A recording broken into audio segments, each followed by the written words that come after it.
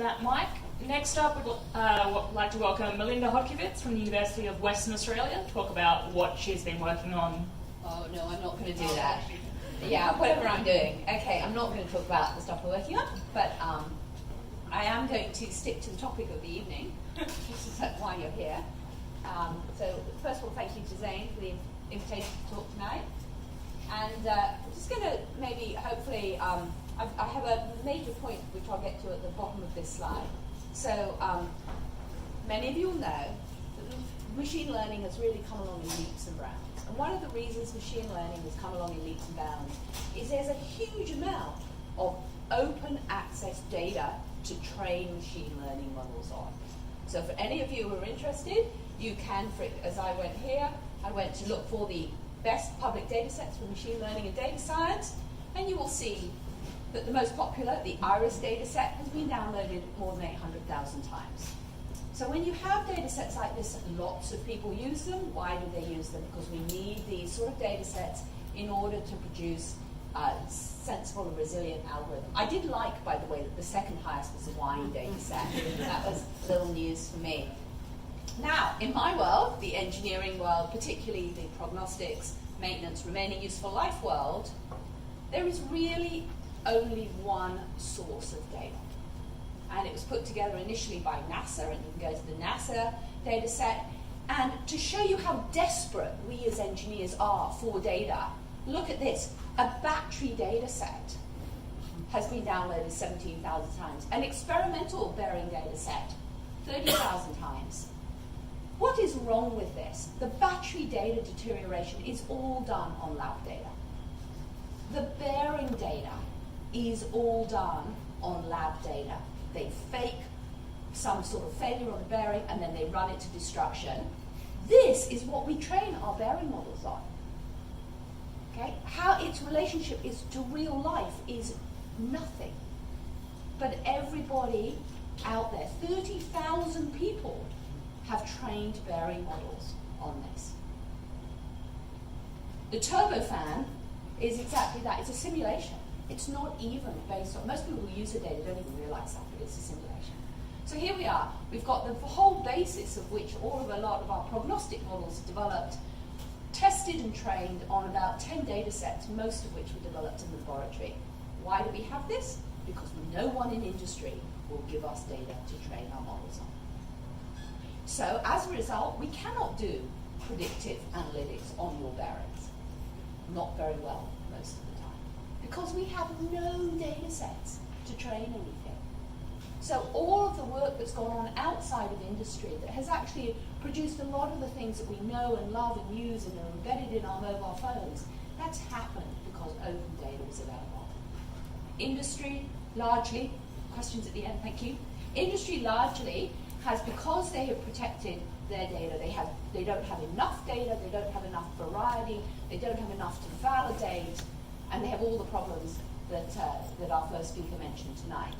And when people who say they have validated data, they come by and it's largely validated on these sorts of things. But the other point I want to make is there are a huge number of people interested in bearings. Right? Go figure. Think of that as your crowdsourcing market. Think of that, industry people in the audience. You have a bunch of people out there who would love to work on your data. One thing I just mentioned because I want to talk generally about open data is that there is an emerging space around, and there's ODI in the UK, which I'm hoping some of you have heard of.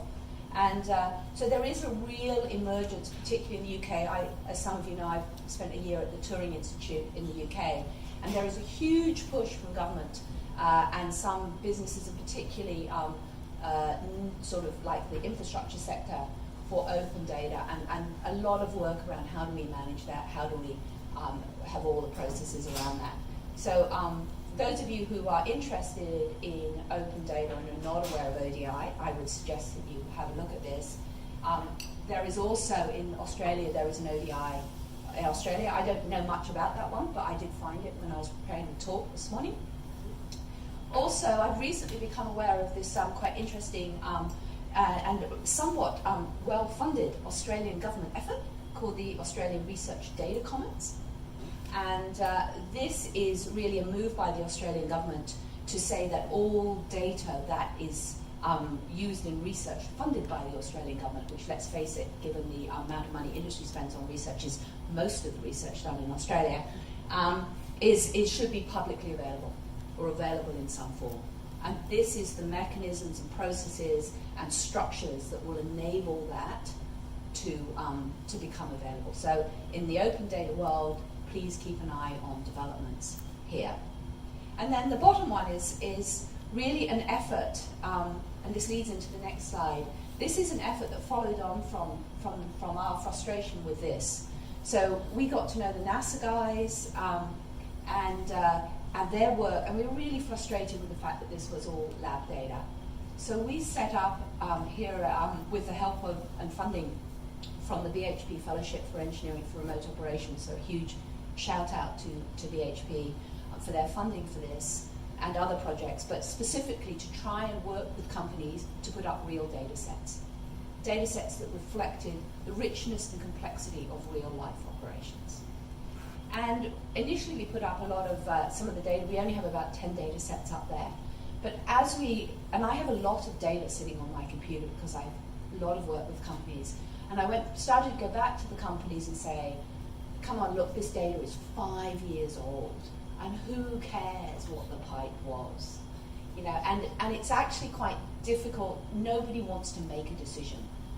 Anybody you talk to would make sense that data is not commercially sensitive anymore. We were the only people to ever use it. Everybody agrees it's not commercially sensitive. No one will give you approval to use it. Okay? So we realized this was a real blockage in terms of we had the platform, we have the legal backing, we have everything we need. We just need people to sign, and we have the data. We need people to sign a form to say we can put it up there. This is painful. So anyway, we're creative and resilient. So we thought about it, and we started to ask, what are companies really worried about? And these are the sorts of things they're really worried about. And we also realized that in general, when we talk to people in companies, they think that all their data fits all of these criteria. And the issue is that a lot of data does not have a high risk category. Some of it does and some of it doesn't. So we said, let's take this all back to risk, because that is something companies understand. We do risk management in companies, we do it well, we understand the process. So let's translate this away from being a data problem to being a risk problem. And we did that. And what we did was we came up with a data risk assessment tool. And this is just released actually. And the idea is that you take your data sets. We ask a series of questions about your data sets, and there's a risk assessment process. It classifies the data into a number of levels based on its data, on its risk level, whether it's high risk data or in fact highly safe, no risk corporate data. And then depending on the level, there are different types of controls that you can use for that data. And this process we have adopted it formally. We have a new industry academia partnership between BHP, Roy Hill and Alcoa, UWA, Curtin and CSIRO. It's an $8.8 million hub for transforming maintenance through data science.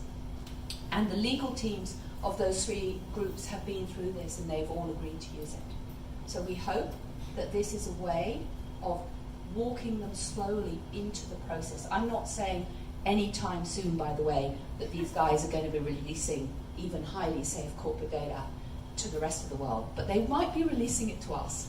So that's a start, and we hope in the idea of small steps that as they get used to a process, there is a process, we can refine the process as it moves forwards. It's grounded in risk, it's something they understand, that they will become more comfortable with releasing data that is controlled and risk managed, and therefore they will get the benefit of the 30,000 people in the world who are trying to get hold of buried data sets, and they will get the value from getting that work done on their data sets. So we are part of this process here. I think the prize is huge.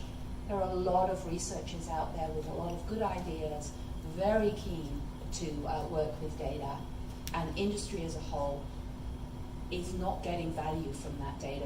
They could really leverage that crowd, but they need to do it in a risk-managed, controlled way. And people within the company, if the company agrees to it, they can feel comfortable that there's a process that supports them. And it becomes a corporate process, not an individual process. So we're hoping that things will move forward from there, and we'll keep you posted. So my vision, so it's good to have vision, is that when industry has data, that it can be put through a risk assessment process. It can then be released to reputable parties. And by this I mean researchers, I mean people like Unearthed, because those people help curate it, they document it, they pull it together, they get the metadata, and then it's controlled, and then it's released into a sensible open access platform where the rest of you can find and use it. And I'm hoping that by sharing this, some of this will become reality. I think all the parts of the puzzle here are in place. And why am I encouraged? I'm really encouraged because you can continue to do what you've always done. And look how far it's got you. I've been doing predictive maintenance for 30 years, and I tell you what, you're still using the same algorithms that you were when I was flushing around pumping stuff in Goldstrike. Things have not changed that much. But things have to change, companies have to change. We have to leverage this crowd. And cost of business is untenable. We need to be using the community because they're there, they're hungry, and they're good. And we need to get better at doing this. So that's my sort of provocative talk for tonight. Thank you very much.